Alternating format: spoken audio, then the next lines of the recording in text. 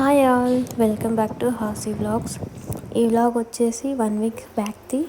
ఇంకా ఫెస్టివల్కి క్లీనింగ్ అంతా చేస్తూ ఉంటే వరలక్ష్మి వ్రతం, ఇంకా అలాగే వినాయక చవితి వస్తుంది కదా, ఇంకా అందుకని ఇల్లంతా కొంచెం బాగా డీప్ క్లీనింగ్ చేస్తామని ఫుల్ ప్రిపరేషన్లో ఉన్నాం. ఇంకా ఆ రోజు మేమైతే ఇంకా వెజిటేబుల్స్ అంటే ఇంకా పండగకి నైవేద్యాలు చేస్తాం కదా అనేసి ఇంకా వెళ్ళి కూరగాయలు అయితే తీసుకొని వచ్చామన్నమాట. సో కొద్దిగా అన్నీ క్లీన్ చేసుకొని ఫ్రిడ్జ్ అంతా క్లీన్ చేసేలాగా తలకొండం తోకొచ్చింది. ఇంకా అన్నీ డివైడ్ చేసుకుంటూ సెగ్రిగేట్ చేసుకుంటూ ఉన్నాను ఏది ఎలా పెట్టుకోవాలనేసి. ఇంకా అలాగే నాకు ఏదైనా పని స్టార్ట్ చేసేటప్పుడు కొద్దిగా కాఫీ టీ తాగితే కొద్దిగా ఎనర్జీ వస్తుంది. ఏంటో నేను అలా అలవాటు చేసుకున్నాను ఇక్కడికి వచ్చినప్పటి నుంచి. ఇంకా ఇంట్లో తాత వాళ్ళందరూ టీ అది తాగుతుంటారు కాబట్టి ఇంకా చేసినప్పుడు నేను కూడా కొద్దిగా తాగుతూ ఉంటాను. ఆఫ్టర్ మ్యారేజ్ తర్వాత ఫస్ట్ టైం నేను ఈ ఫెస్టివల్ని సెలబ్రేట్ చేసుకుంటున్నాను. నాకు కొద్దిగా ఎక్సైట్మెంట్ కూడా ఉంది అండ్ అలాగే ఎలా చేయాలని కొద్దిగా టెన్షన్ కూడా ఉంది.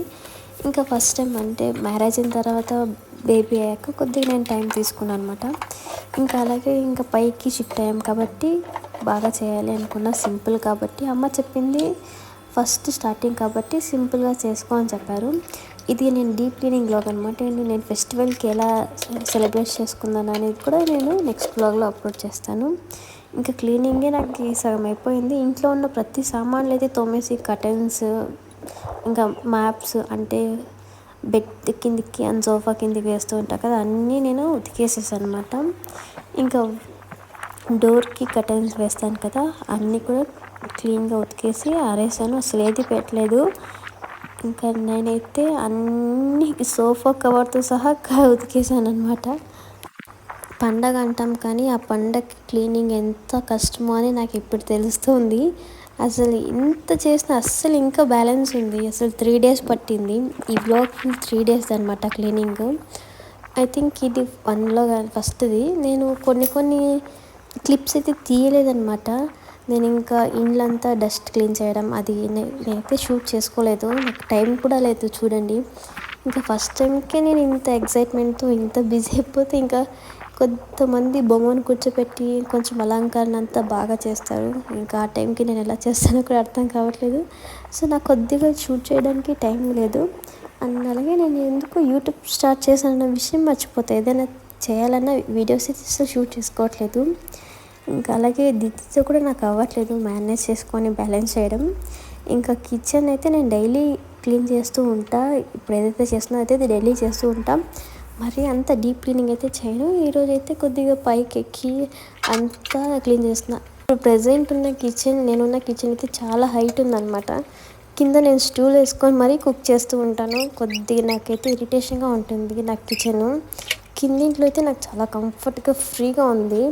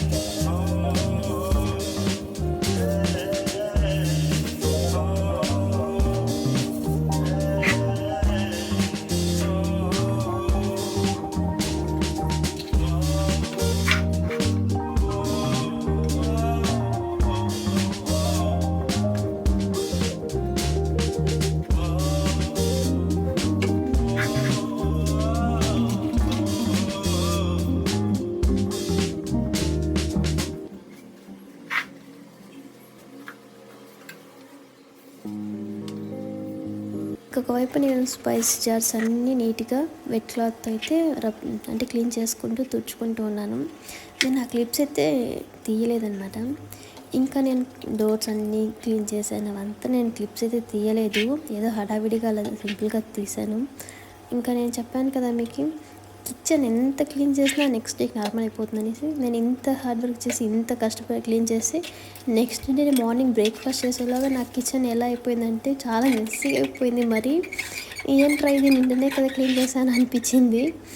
అంతే, కిచెన్ ఎంత క్లీన్ పెట్టుకోవాలనుకున్నా మార్నింగ్ మరి నార్మల్గా వచ్చేస్తుంది అనమాట.